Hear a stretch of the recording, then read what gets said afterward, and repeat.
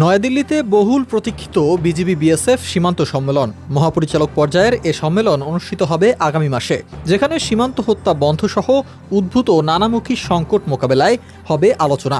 তবে এবারের BGB BSF সীমান্ত সম্মেলনে বাংলাদেশের কথার টোন আলাদা হবে বলে জানিয়েছেন স্বরাষ্ট্র উপদেষ্টা।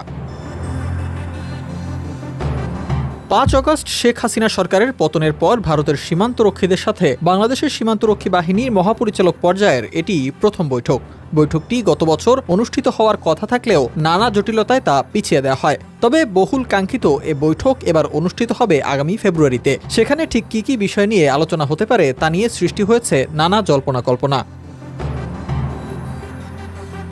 এ প্রসঙ্গে স্বরাষ্ট্র উপদেষ্টা মোহাম্মদ জাহাঙ্গীর আলম চৌধুরী বলেছেন, এবারের সম্মেলনে বাংলাদেশের কথার টোন হবে আলাদা। ভারতীয় নাগরিক, বিএসএফ ও অন্য যারা সীমান্তে হত্যা করছে, এটি যেভাবেই হোক তাদের বন্ধ করতে হবে। এটা কোনোভাবেই গ্রহণযোগ্য নয় বলে জানিয়েছেন তিনি আরও বলেন, অনেক সময় দেখা গেছে বিএসএফ কর্তৃক এবং তাদের দুষ্কৃতিকারীরা সীমান্ত থেকে কৃষিকাজ করার সময় বাংলাদেশের নাগরিক ধরে নিয়ে যায়। এটি যেন তারা না করে, সেজন্য তাদের আহ্বান জানাবে বিজিবি। সীমান্তে অবৈধভাবে পারাপারের চেষ্টা বন্ধ করতেও নেওয়া হবে যথাযথ ব্যবস্থা।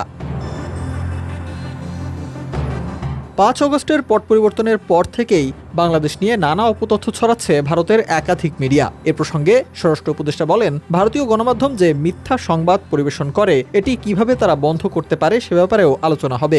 এছাড়া নদীর পানি যেন সুষম বন্টন হয়, পানি চুক্তির বাস্তবায়ন ও কিভাবে দুই দেশের সম্পর্ক আরও ভালো হয়, পারস্পরিক আস্থা বৃদ্ধি পায়, এগুলোর ব্যাপারে আলোচনা হবে বলে আশাবাদ তার।